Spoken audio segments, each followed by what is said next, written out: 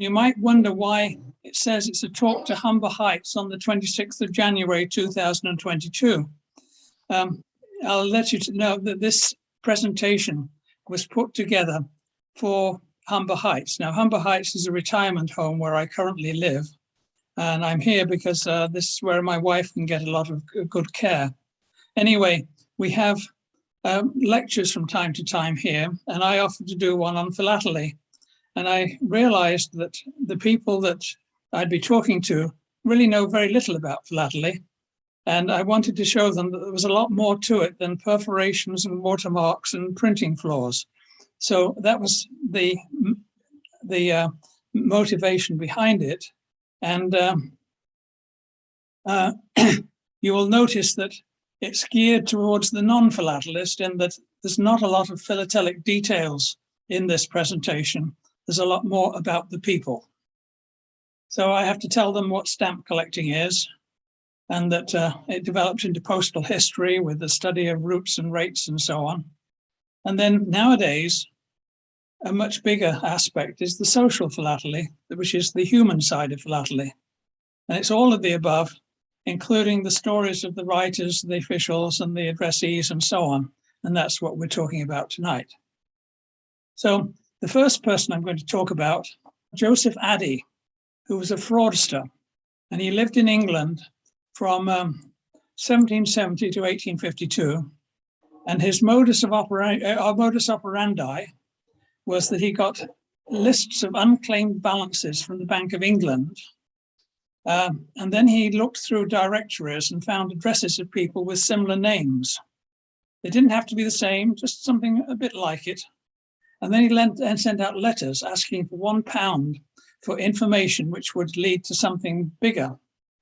Okay, now one of the characteristics of this was that he never paid postage.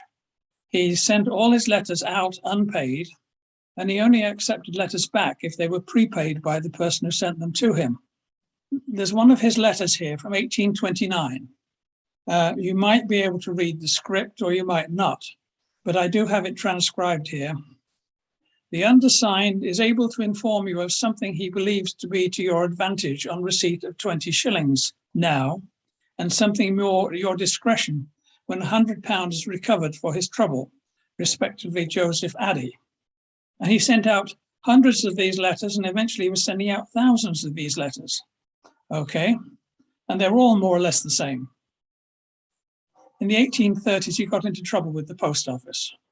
The people were beginning to get winds of what he was doing, and a lot of people refused to pay the postage on the letters that were offered to them, and they were returned to Addy, and Addy, as the sender, was legally liable to pay the postage on refused letters and also on undeliverable letters. And Addy always refused to pay, so the post office sued Addy for postage. Addy had innumerous kinds of defense, all sorts of ways of wriggling out of it. Oh, that's not my signature. It's not from me. How can you prove it's my signature? Or else he'd say, the postman didn't try to deliver it. He was just too lazy to go and knock on the door and ask for money. He just put on it, refused, and sent it back again. Anyway, the result was that the post office couldn't prove its case and the prosecutions failed. And this happened in the 1830s and again in the early 1840s. So Addy was winning, okay, until Rowland Hill came to the rescue. There you've got a picture of a fairly young Rowland Hill on the right, and we all know that Rowland Hill introduced the penny postage. And in 1846, he became secretary to the Postmaster General. This was a post that was created for him with no administrative duties, but it did have quite a lot of influence. And he had set out with a passion to make sure that Addy got prosecuted. And he changed the law to make it easier. One of the things he did was to reverse the onus of proof on signature.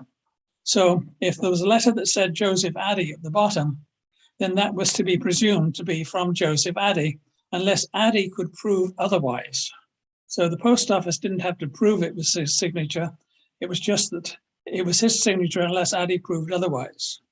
Another part of the new law was that if a letter had on it an official stamp from the post office saying that it had been refused, then it was to be treated as refused.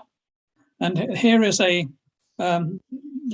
these stamps with the crown on them were issued to the return letter offices with various reasons for non-delivery. And there's a letter on the left which shows a letter that was refused and has this hand stamp on it. And if the return letter office hand stamp was on it, then that was supposed to be evidence that it really was refused. And as a result, Addy was prosecuted and sent to jail. However, that's not the end of the story. By 1849, he was back to his old tricks. Addy didn't stay long in prison.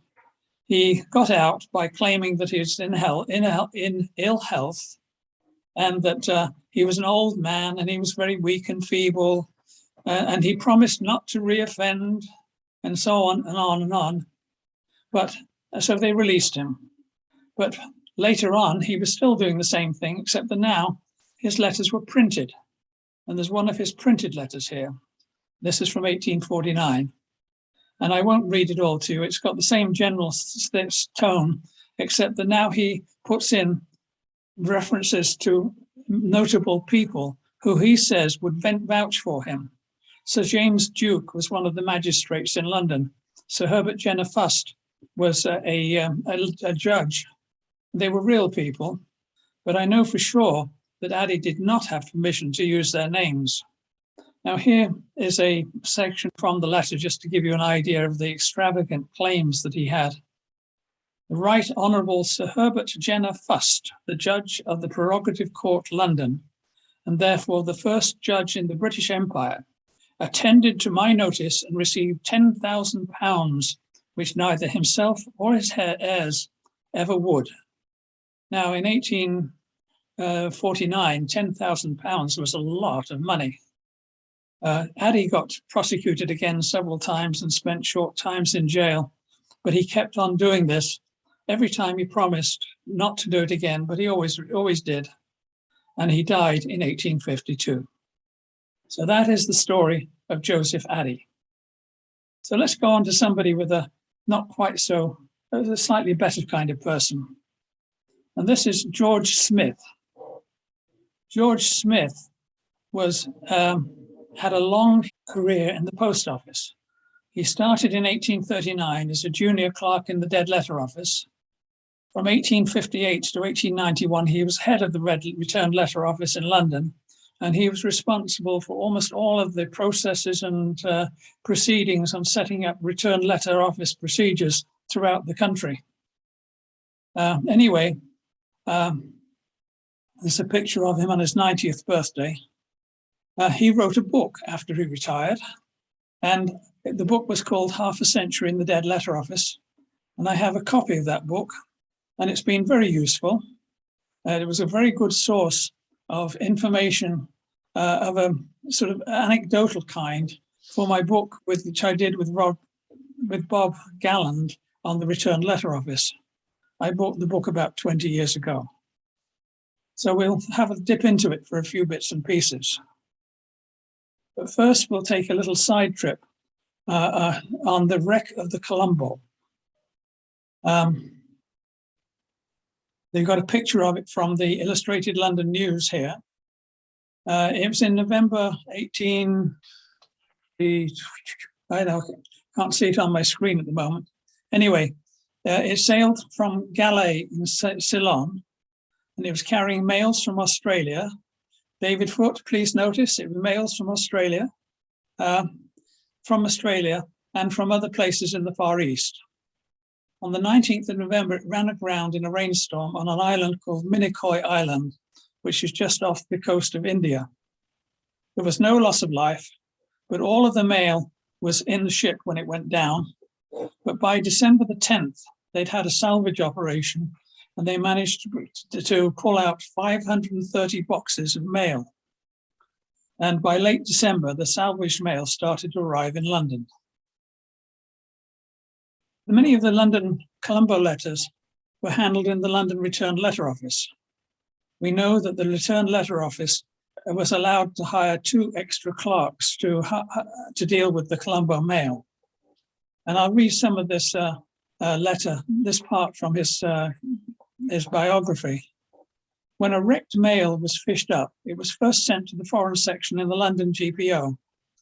There the letters were partially dried. I've seen the leads at the top of the building strewn with them, drying in the sun, and then examined for decipherable addresses. When these were found, the letters were sent out for delivery. The rest were sent to the dead letter office for further treatment. They were in such a pulpy condition and the writing was so blurred that the examination was most difficult. But clues to the owners were found in many cases and deliveries effected. Many important documents were discovered: bills of exchange, dividend warrants, share certificates, etc., etc. Legal documents on parchment, swollen and malodorous, were among them. I remember receiving a quantity of this wreckage from a mail packet that went down off the Seychelles Islands in the Indian Ocean. Now, I'm convinced that he was talking about the Colombo letters and that he got his geography wrong. The Minicoy Island, where it went down, is in the Indian Ocean, but it's about 2,500 kilometers from the Seychelles. So that was that. This is a 5th of October 1862 letter from Wagga Wagga near Sydney in Australia. And it was on the Colombo when it went around. And it's got a 2nd of January 1863 date stamp on the back, saved from the wreck of the Colombo cachet, applied in the returned letter office. Now, the address on the letter is very faint, but Bristol has been added in ink, probably in the returned letter office. And in January, it did get a Bristol hand stamp. So I do believe it was delivered. So here is the letter, one of the letters from the wreck of the Colombo, which I think is quite nice. So coming back to Smith, one of the things he did as the head of the returned letter office was that his office was the first office in the post office to employ women clerks. Women's staff could be paid less than men's staff, and even after paying for the men's pensions who were retired off, even after paying for the pensions, by hiring women, they saved money. It was strictly an economical thing. But Smith did want to ensure that the women were treated well, and you might think that was a rather patronizing attitude. The women had their own workroom, a separate dining room, and their own cook. And this is one of the little pieces he puts into his book. I also arranged for 2 short breaks of 5 minutes each during the working hours, one in the morning and the other in the afternoon. And these breaks were occupied by a sort of march past exercise around the room. This, I believe, was much enjoyed.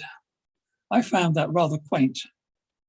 Now, the women proved to be very efficient and effective, and they were employed on all sorts of tasks in the return letter office, but they were not allowed to do the initial opening of undeliverable mail. And this was because the contents could be obscene matter, which would not be suitable for females. You didn't want to offend the females. This rule was maintained up until World War I, when so many of the return letter office staff had gone to the war to fight that they had to use women to open mail, but they were very careful.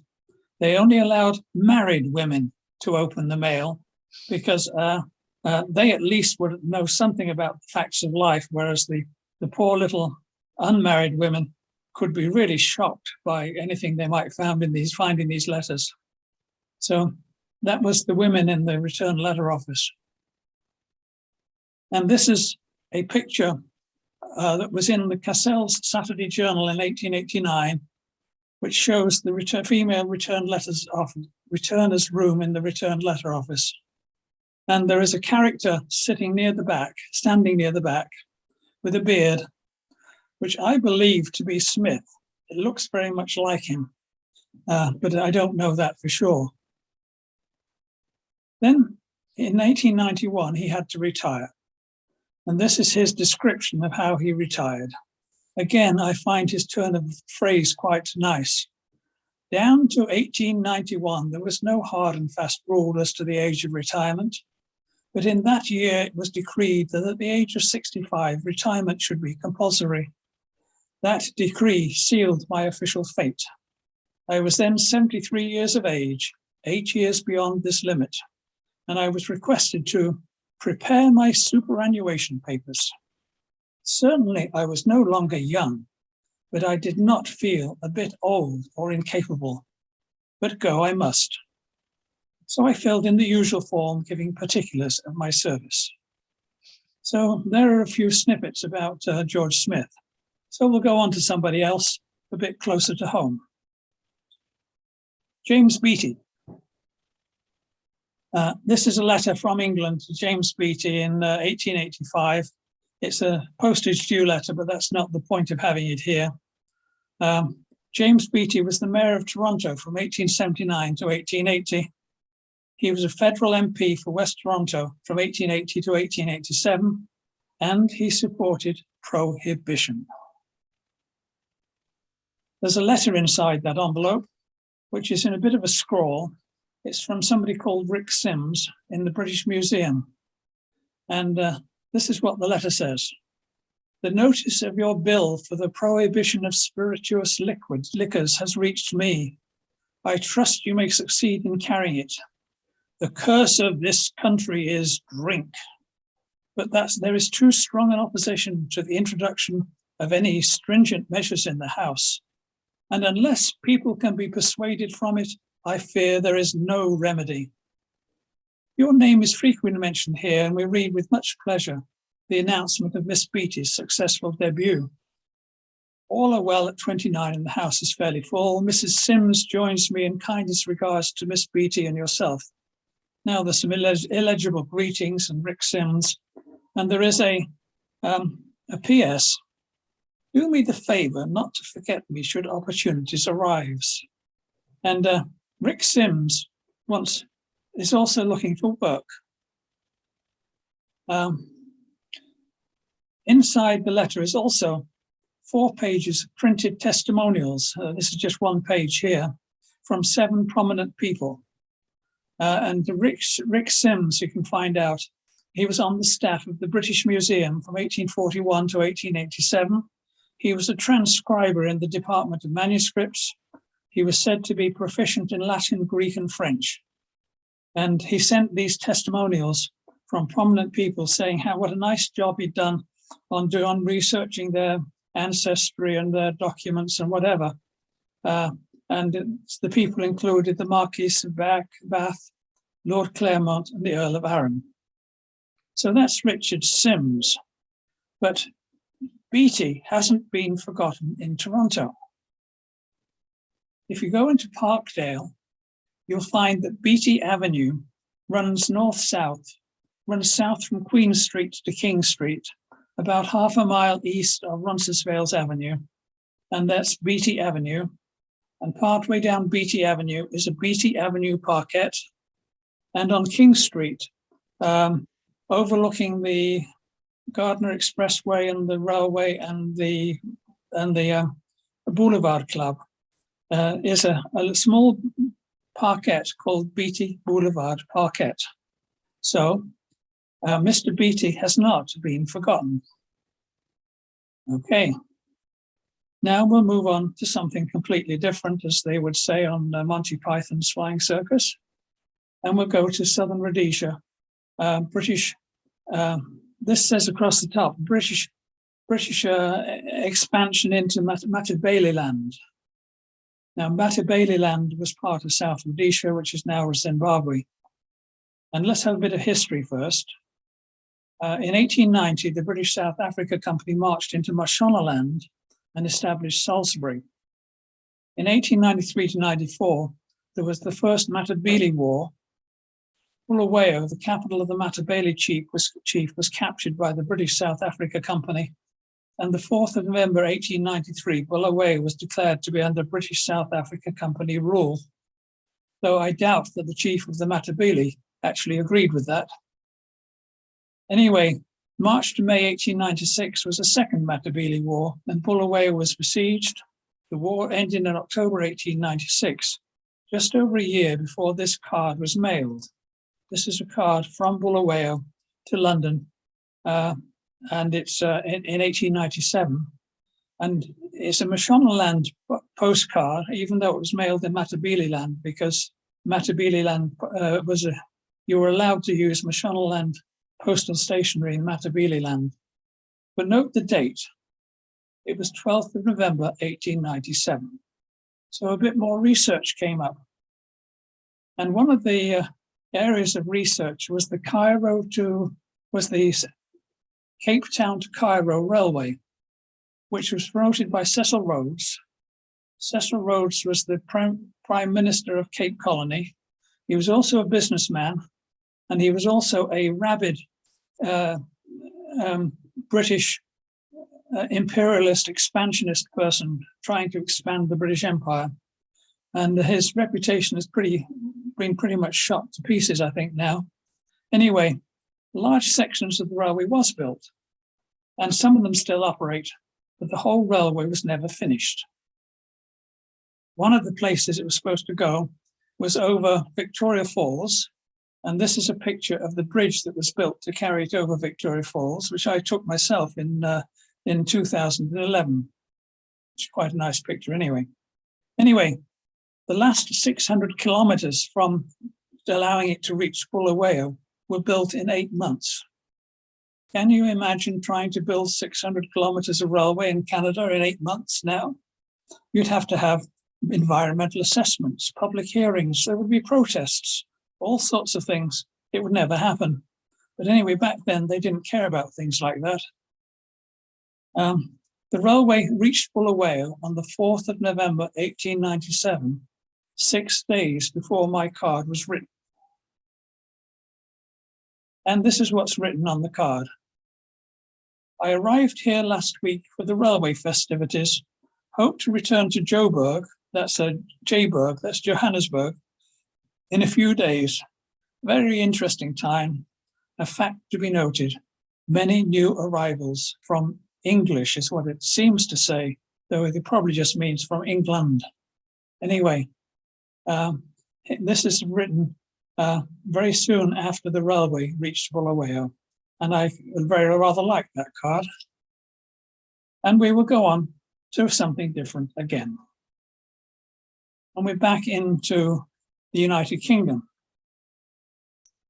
This is a postcard which was mailed from on the St. Malo to Jersey ferry. St. Malo is a French island or French town, and there was a ferry from there to Jersey.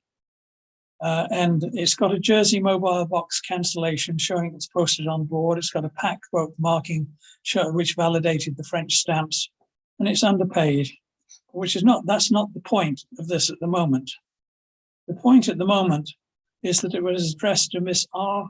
Proings and at Overdale.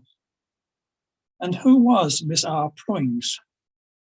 Well, a friend of mine who's a specialist in the Channel Islands postal history put me in touch with the magazine editor of a local parish magazine. And he was able to fill in details for me. James Proings bought Overdale in 1881 and ran it as a grocery store. When he died, his 3 daughters, who were Amelia, Rosa, that's the person to whom my card's addressed, Amelia, Rosa, and Ellen, inherited and continued to run the store. They sold the store in 1912. It continued as a grocery store into the 1980s, then became for a short while an antique store. The current owner, a person called Mary Dufour, has restored the property as a single-family home. And at the top left, you can see a painting of the Overdale at the time it was a store. This is a painting owned by the current owner. And this is a picture of a photograph of the building as it is today. So a lot of information came out about that. And the editor of the parish magazine decided to feature my card and this explanation in an issue of the parish magazine. which is shown here. So it shows some of the human stories that you get behind a postcard. And again, something more different again. The Mammoth balloon, which flew in October 1907. The Mammoth balloon was attempting a world distance ballooning record. It hoped to fly from London to Russia. It was filled with coal gas, capable of lifting 2 tons. It was built by Auguste T. Gaudron, an experienced balloon builder, and it was sponsored by the Daily Graphic newspaper. Now, the Daily Graphic newspaper arranged for their readers to send in postcards to be carried on the balloon. And these balloons, they would send in these postcards addressed to themselves. And the bundles of postcards were used as part of the ballast of the balloon. And the idea was that as they floated nice and peacefully over Europe, they would toss these out of the balloon, hoping that people would pick them up, stick them in the mail to go back to the people in England who'd arranged for them to be on the balloon. So that was that. On October the 12th, it left Crystal Palace, London, and it drifted over the North Sea in Denmark. This was much further north than they had intended. The crew floated up into the clouds and became very confused, and they hadn't the foggiest idea where they were. I apologize for the pun. They hadn't the foggiest idea where they were in the clouds. When they came down below the clouds, they saw a large stretch of open water, and they thought they were coming out over the sea. So they decided to make an emergency landing, but it wasn't over the sea. It was over Swedish Lake Vänern. They made the emergency landing by shinning down a rope from the balloon near a village called Bracken. And after the crew had landed, the balloon escaped. It traveled a further 40 kilometers and before coming down near a village called Tossa, and the postcards were scattered in the forest near the village. This is my postcard that was on the Mammoth balloon. And there are 2 types of this postcard. One has the picture of the 3 members of crew, and the other type doesn't have it. Well, mine does. The crew was Gaudron, the guy who built the balloon, J.L. Tanner, who financed the expedition. He was a Northampton boot manufacturer, and Charles C. Turner, the journalist. He signed this card. He also sent dispatches back to the newspapers in London about the progress or lack of it of the balloon. So my postcard was found in the forest near Tossa. It was put in the mail. It arrived in London Foreign Branch, where it's marked for 2p postage due as an unpaid international postcard. And this is my earliest underpaid international item of international mail, international airmail. So that was the Mammoth balloon. We're going somewhere different again. This is a cover which has on it, "Undelivered through capitulation at Cot." Now, I bought this 30 years ago from the Wegg's store in downtown Toronto. It's a January 16 letter. It was addressed to a Private Hayden of the 4th Hants Regiment, Indian Expeditionary Force D. But when I bought this, I had no idea where Cot was. I did not know what the IEFD was, and I didn't know who capitulated and why. And I happened to mention this to Harry Sutherland, who was who started the Philatelic Library, and he loaned me a book from his library, which was a whole book on this campaign. And I learned a heck of a lot about this cover. Anyway, here's a little bit of it. The Indian Expeditionary Force D was formed in November 14 and sent to Basra at the head of the Persian Gulf to protect the British oil interests. Even back then, they wanted to protect oil interests. By November 15, the commander was General Sir Charles Townshend, pictured on the right. He had with him 12,000 men, which consisted mostly of Indian units with British officers, so Indian soldiers with British officers. But there's some British units, including the Hampshire Howitzer Battery, who this was addressed to. After success in the Basra region, he decided, with approval from London, to advance up the Tigris River towards Baghdad. Now, he was supposed to have been a student of Napoleon's tactics, but he made the same silly mistake as Napoleon did in 1812. He advanced so far into enemy territory that he ended up not being able to protect his supply lines and being cut off. Now, Napoleon kind of limped back with a defeated army after going to Moscow. We'll see what happens to Townsend. Initially, going up the Tigris River, you can see this has got the picture of the campaign. You've got Basra here, you've got Kut, well up the Tigris River, and a bit further on is Baghdad, and a place called Ctesiphon, however you pronounce that, which I don't know.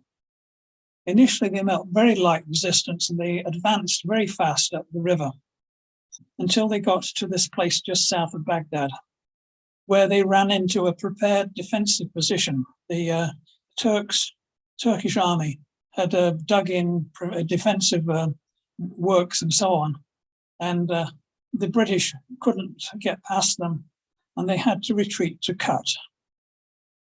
And that was where the second mistake was made. Townsend was ordered to hold Kut until relieved, instead of retreating down the Tigris River to Basra. And that was a very bad decision. From the 7th of December to the 29th of April, the Kut was besieged. Relief columns set out from Basra, but they failed to reach Kut.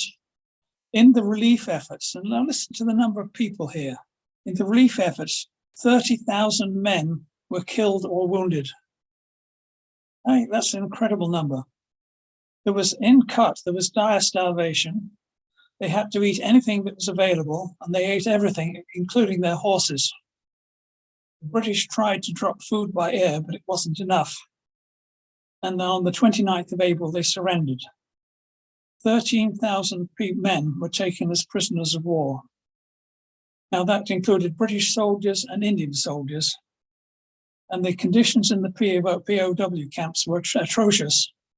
And 70% of the British prisoners died of disease and malnutrition, and 50% of the Indian soldiers died. However, General Townsend lived in a comfortable house on an island in the Sea of Marmara near Constantinople. There's no justice in this world. On the left is a cartoon from some German journal or other at the time, which shows a Turkish soldier with a Turkish flag sort of lording it over an emaciated British lion, where you can see the ribs and so on. And this is the sick man of Europe, because that was the nickname of the Turkey. Turkey was nicknamed the sick man of Europe as lion tamer. So there's a rather unpleasant experience. So let's get away from that, and we'll come to something else.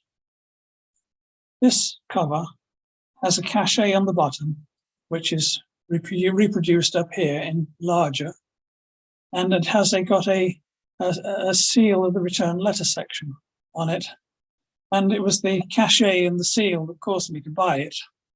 And the return address is the Victory Club. I had a suspicion when I bought it that there might be more to the story. So I contacted a friend in the UK who knows this period well. And he put me on to researching Bottomley, Horatio Bottomley. He was a member of Parliament. He was a publisher of a jingoistic magazine called John Bull. He was a businessman, but he was also a fraudster. And the Victory Club was considered an illegal lottery. Now here you've got a picture of Bottomley addressing a World War I recruitment rally in 1915. He was a very prominent politician. Anyway, what the Victory Club did was that it sold victory bonds. And I was able to actually buy an actual victory bond on eBay. This is it here. This is to certify that the bearer is the holder of 1 share of £1 in the above club and entitled to 1 chance in the annual prize drawing. And this was considered an illegal lottery. It was illegal to send lottery materials through the mail. His mail was intercepted, and that was my letter that I had showed an example of that. It was intercepted and opened. He was prosecuted in 1922 and found guilty of the fraudulent conversion of £208,000. He was sentenced to 7 years in prison and ejected from Parliament. So that's the story of Horatio Bottomley. Let's go back to Iraq. After World War I, Britain occupied Iraq. The capital of Iraq, of course, is Baghdad, and the mail route from Baghdad to London, when they first got there, was an incredibly long and tortuous route. You had to go down the river Tigris from Baghdad to Basra, and then by ship to Bombay, where you joined up with the Indian mails and came back through the Indian Ocean, the Red Sea, the Suez Canal, and into the Mediterranean. Just wouldn't it be nice if there was a nice quick route between Baghdad and Cairo? It would save a lot of time. But unfortunately, that was where the Syrian desert was. And if you've seen the movie Lawrence of Arabia, you'll get some idea of what that conditions were like in that area. The British decided that they would start an airmail service from Baghdad to Cairo. And it was the RAF who ran the service until 1927. And I believe this was one of the earliest scheduled long-distance airmail services. This is about 1,300 kilometers. And it's mostly across the Syrian desert. And I've had, for quite some time now, an underpaid cover that was carried on that mail service. It's to Major J.E. Boyd, who was a doctor in the Royal Army Medical Corps, and he wrote articles on Middle Eastern medicine for the Journal of the RAMC. And the RAF ran this service until 1927, when Imperial Airways took over, and it became part of the airmail route to India. So until I got this book, I had no idea of the difficulties and challenges of this service. This book is called The Baghdad Airmail. It's by Wing Commander Rowland Hill. It was written in about 1929. I'll get my right century sometime, 1929. And he was, and this is a reprint from about 2004 or something. Anyway, until I bought this book, I had no idea of the conditions that this service operated in. From 1924 to 26, Hill was a pilot flying the mail. He described how the route was established. There were no maps of the land, so they had a land-air expedition where there were people who set out in cross-country vehicles, right? And they marked a track. In some places, they ploughed a furrow in the desert, and they identified about 25 landing places. I hesitate to call them landing fields because they weren't anything. They were just flatter pieces of desert where they thought it was safe to land and take off again. Most had no facilities whatsoever, but in 2 of the places, they put in petrol tanks, and notice that they are petrol tanks and not gasoline tanks, because this is British. Anyway, navigation was very primitive. They had a compass. They might be able to take some bearings from the stars or something of that nature, but mostly they visually followed the track that had been ploughed. They were flying Vickers Vernon aircraft, which had a crew of at least 3, a pilot, a radio operator, and thank heaven they included a mechanic. They usually had 2 planes on a flight, so that if one plane went down, the other one could could go back and get extra help.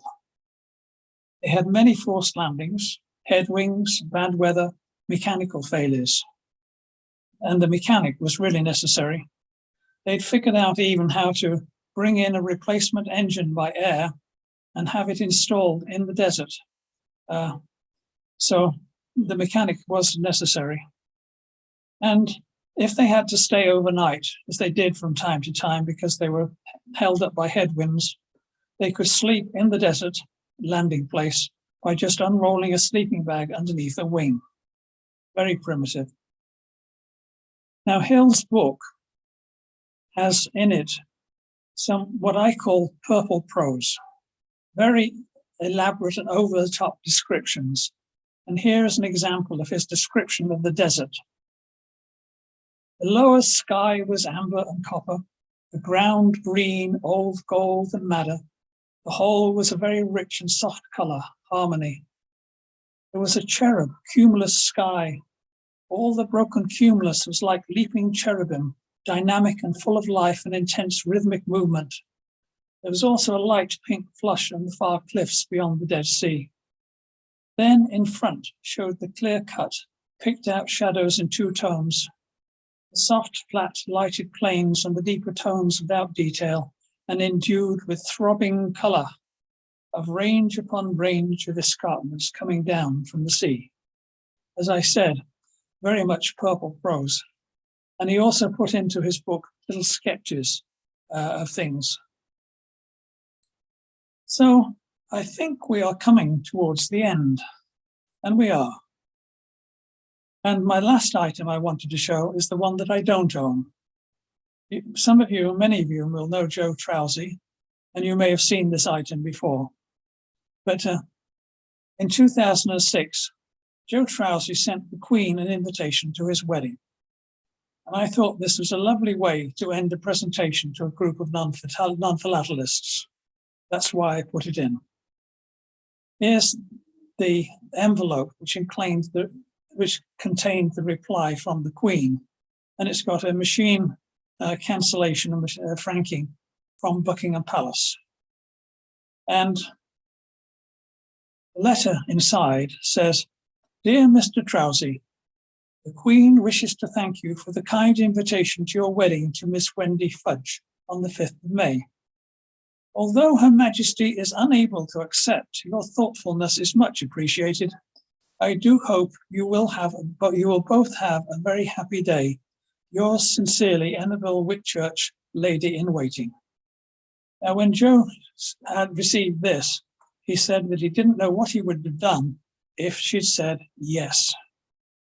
So anyway, there is a selection of very diverse and different backstories that come from philatelic covers, and that's my presentation on the human side of philately.